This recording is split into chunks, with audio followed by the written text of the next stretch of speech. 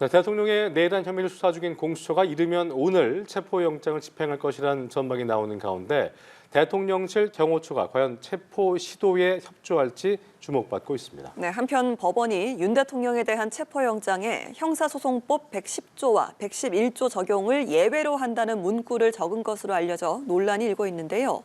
윤 대통령 측 판사에게 그런 권한은 없다며 무효라고 주장하고 있습니다. 자세한 내용 양지민 변호사와 함께 짚어봅니다. 어서 오십시오. 어서 오십시오. 안녕하세요. 자, 법원이 윤 대통령의 지난 30일 체포영장을 발부한 이후에 사흘째를 맞고 있습니다. 영장 발부가 된 만큼 이제 공수처가 언제 영장을 집행할지 관심이 좀 쏠리고 있는 상황인데, 자, 먼저 공수처가 어떤 기준을 갖고 어떤 판단을 할 것인지부터 예상을 좀 해볼까요? 일단 공수처 입장에서는 지금 인파가 관저 주변에 많은 상황이기 때문에 어떠한 물리적인 충돌이라든지 그런 피해가 발생할 수 있는 그런 상황을 고려할 수밖에 없습니다. 예. 왜냐하면 지금 대통령이 순순히 뭐 체포에 응하겠다 이런 입장을 밝히고 있는 게 아니라 예. 불법 영장 발부다라면서 강경하게 맞서고 있는 그런 상황이거든요. 그렇습니다. 그렇기 때문에 아무래도 대치 시간이라든지 그런 상황이 길어질 수밖에 없고 그러면 주변에 있는 사실 뭐 일반 시민들과도 충돌이 발생할 수 있습니다. 그래서 그런 것들을 다 고려를 해서 아마도 주말은 피할 가능성이 좀 높아 보인다라는 개인적인 생각이 들고요.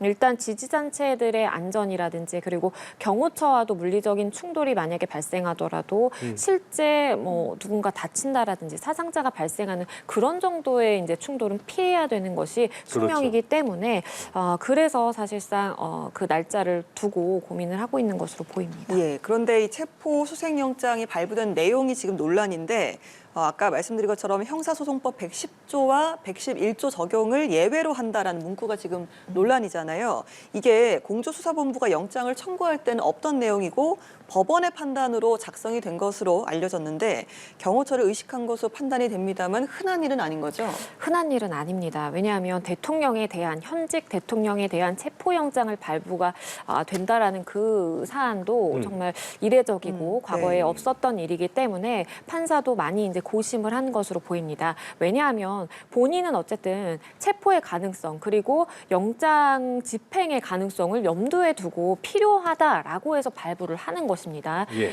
그리고 적법하게 체포를 하기 위해서는 수색영장을 함께 발부를 해서 일단 관저로 들어가야 하는 상황이기 때문에 수색영장과 체포영장을 함께 발부를 한 것이거든요. 네. 그럼 판사 입장에서는 본인이 필요성을 인정해서 발부한 영장이 실질적으로 실효성 있게 집행이 되기 위해서는 문제가 될 수 있는 조항에 대한 언급이 필요하다라고 판단을 한 것으로 보입니다. 그래서 경호처에서 대통령실에서 지금 막아서고 있는 그 근거 조항, 형사소송법 110조와 111조를 명시를 해서 이번 수색영장에 대해서는 압수가 아니라 체포를 위해 수색을 들어가는 것이기 때문에 사실상 그 조항을 적용하지 않는다라는 것을 단서에 달아서 사실상 영장 집행을 효율적으로 이루어질 수 있도록 판사의 개인 판단에 따라서 이렇게 명시를 한 것으로 보입니다. 예, 이게 법조계에서도 이제 영장 발부 판사가 법률의 특정 조항을 배제하겠다고 한 것이 전례를 찾기 어려운 사례다 이렇게 비판을 하고 있기도 하고요.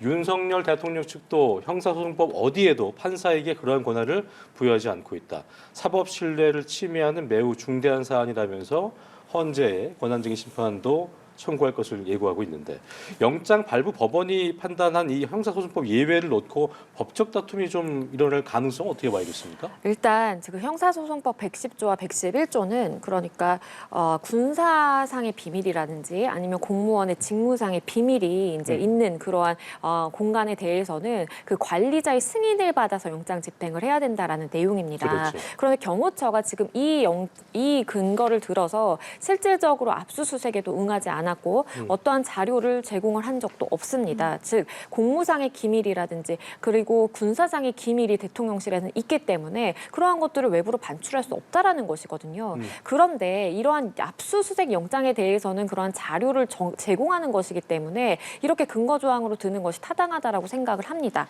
하지만 개인에 대한 체포영장 집행은 조금 다르게 볼 여지가 있고요. 예. 물론 현직 대통령이라는 신분을 유지하고 있지만 지금 내란죄로 지금 수사를 받고 있는 상황이고 혐의를 받고 있는 상황이기 때문에 그러한 경우에는 어쨌든 내란죄가 대통령으로서의 그 소추의 예외 사항에 속하기 때문에 수사를 받을 수밖에 없는 상황이거든요. 네. 그래서 이 근거 조항을 마치 어떤 곳에도 적용할 수 있다라는 식으로 해서 막아서는 것은 법적으로 문제가 있을 수 있다라는 생각이 좀 들고요. 그렇기 때문에 윤석열 대통령 측에서는 일단 이렇게 영장 전담 판사가 개인의 판단으로 이렇게 형사소송법 법정을 명시하는 것은 위법이다라고는 하는데요. 하지만 영장 전담 판사의 재량은 굉장히 넓게 보아야 합니다. 그렇습니다. 발부에 있어서 본인이 발부의 근거를 어떻게 판단을 하는지, 발부 근거를 들면서 어떠한 조항을 예외로 둘 것인지는 판사 개인의 몫에 달려 있는 것이기 때문에 그 자체로 위법하다라고 보는 것은 좀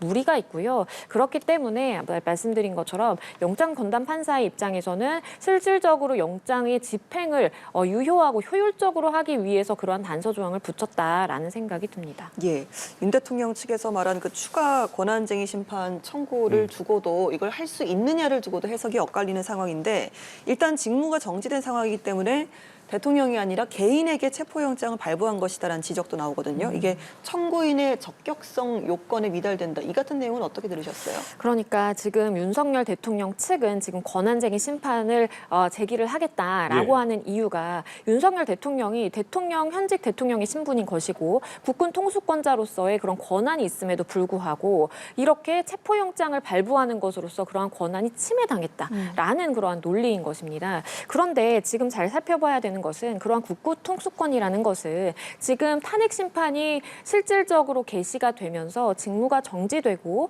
그 다음 한덕수 총리였다가 부총리로 권한이 이양이 되어 있는 그런 상황입니다. 그렇게 권한이 적법하게 승계가 되어 있는 상황에서는 사실상 현직 대통령이라는 신분을 유지하는 것은 맞지만 예. 그러한 권한 침해가 있었느냐라는 부분에 대해서 좀 의문점이 제기될 수밖에 없는 상황이고요. 네. 일반적으로 권한쟁의 심판이라는 것은 헌법상의 국가기관 간의 어떠한 권력의 다툼이 있을 때 헌재가 그것을 판단해 주는 것입니다. 그러니까 윤석열 대통령의 변호인단에서 이야기를 하는 것처럼 나의 국군 통수권이 침해됐다라는 것을 들고 있는데 실질적으로 침해가 됐느냐 여부를 현재에서 판단을 할 때에는 그러한 권한이 적법하게 승계가 돼서 잘 권한이 이루어지고 있기 때문에 그러한 권한의 침해가 없다라고 볼 가능성이 현실적으로 높고요. 그 전 단계 짚어주신 것처럼 청구인 적격 자체가 없다. 왜냐하면 직무가 정지되어 있는 상황이기 때문에 본인이 대통령으로서 온전한 권력을 수행하는 그러한 일을 수행하는 그러한 직위가 아니라 지금 직무가 집행이 정지가 되어 있는 그런 상황이다 보니까 사실상의 적격의 판단에서 미달된다라는 판단도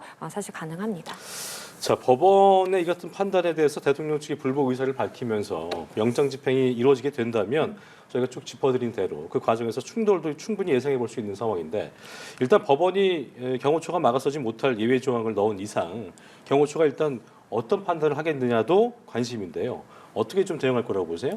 일단 경호처는 경호처 법에 따라서 우리는 대통령을 경호해야 되는 의무가 있는 것이고 그러한 의무를 수행하겠다라고 지금 이야기를 하고 있습니다. 그런데 지금 어떠한 외부에 대한 위협이 있는 것인지를 상황 판단을 먼저 해야 될 것 같아요. 그러니까 수사기관에 본인이 출석을 해서 입장을 표명하고 어쨌든 방어권의 행사라고도 볼 수 있는 그러한 수사에 임하는 그러한 행위 자체가 과연 외부 세력의 위협인지 이것이 만약 위협이 아니라고 한다면 경호처에서는 단순히 윤석열 대통령이 만약에 공수처로 이동을 한다 하면 거기에 동행해서 사실상 지근거리에서 보좌를 하고 경호를 하면 되는 것이지 아예 관저 밖으로 못 나가게 하고 아무도 관저에 들이지 않는다. 이러한 것이 경호의 개념인지를 사실 좀 살펴봐야 될 필요성이 있는 것이고요. 예. 만약에 그러한 논리를 적용한다면 뭐 내란죄든 어떠한 범위든 대통령으로서의 소추의 예외로 규정되어 있는 경우라고 하더라도 사실상의 뭐 어떠한 조사에도 응하지 않겠다라고 하는 것도 가능할 수 있다라는 논리이기 때문에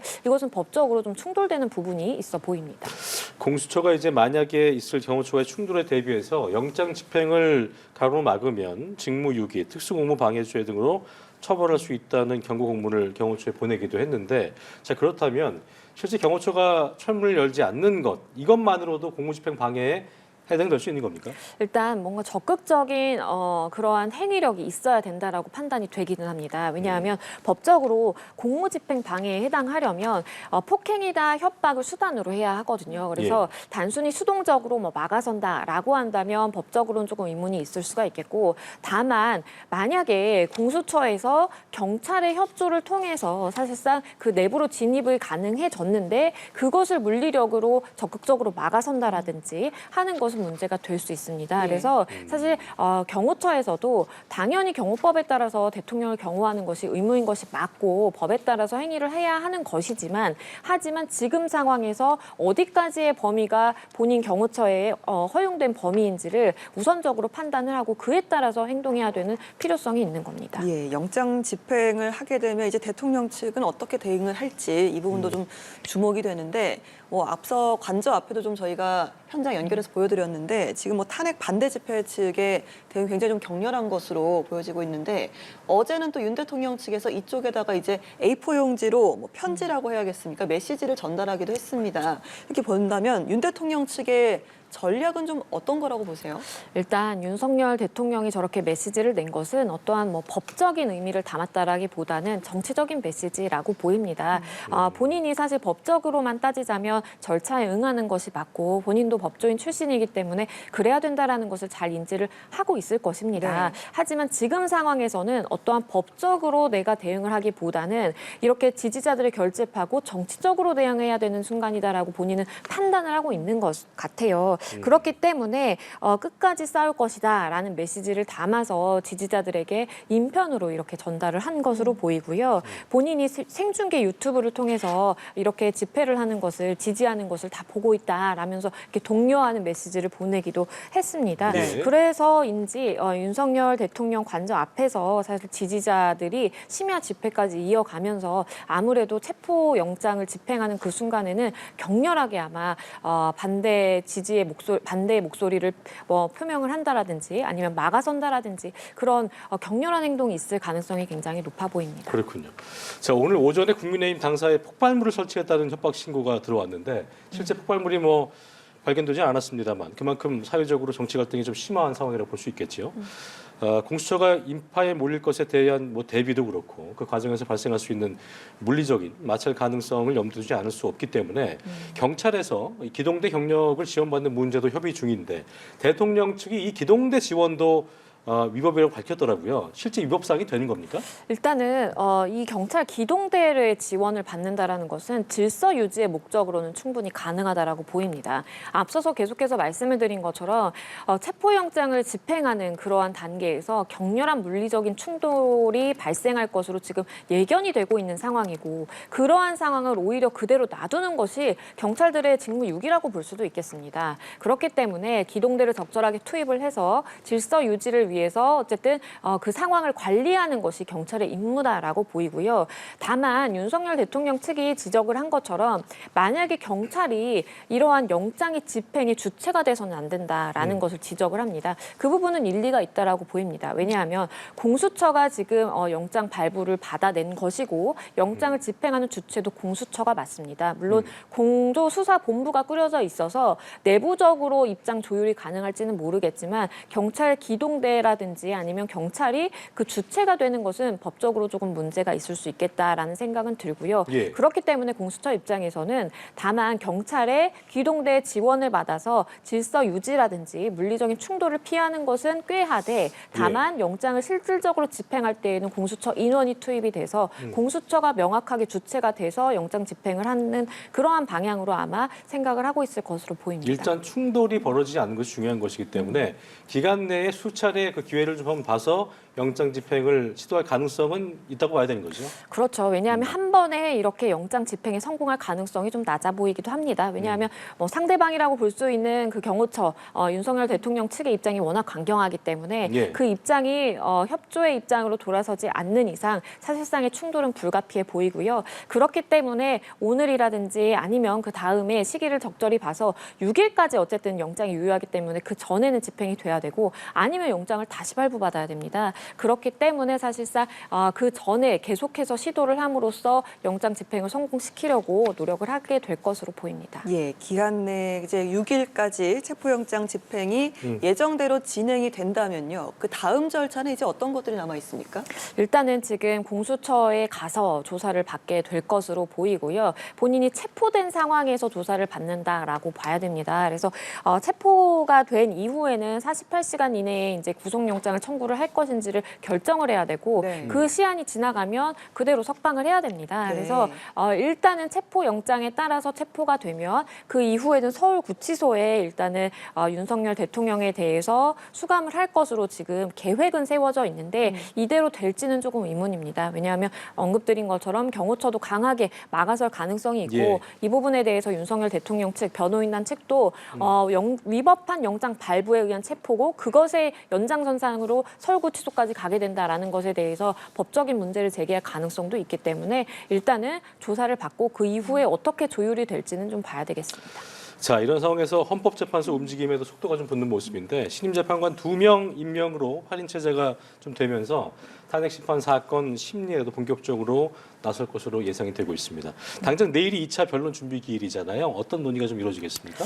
일단은 2차 기일이고 비교적 이 초반부에 해당하는 기일입니다. 그렇기 때문에 쟁점 정리가 이루어지게 될 것으로 보이고요. 양측 대리인과 추가적으로 더 이제 쟁점화시켜서 보고 싶은 부분이 있는지를 이제 확인을 하게 될 것이고 앞으로 일정을 조율하게 될 것입니다. 만약에 윤석열 대통령이 체포가 돼서 사실상의 어떠한 방어권 행사에 중대한 침해를 받게 된다라는 상황이 발생하게 되면 그것에 따라서 좀 기일이 조율이 될 수가 있거든요. 그래서 네. 아마도 앞으로의 일정을 어떻게 잡을지 추가적으로 이제 변호인단 측에서 제기하고 싶은 의견이 있는지에 대해서 수렴을 하고요. 그에 따라서 헌법재판관이 모여서 이제 쭉 계획을 할 것으로 보입니다. 알겠습니다. 지금까지 개헌 관련 수사 및 탄핵 관련 심판 관련 상황들 양지민 변호사 짚어봤습니다. 오늘 말씀 고맙습니다. 고맙습니다. 감사합니다.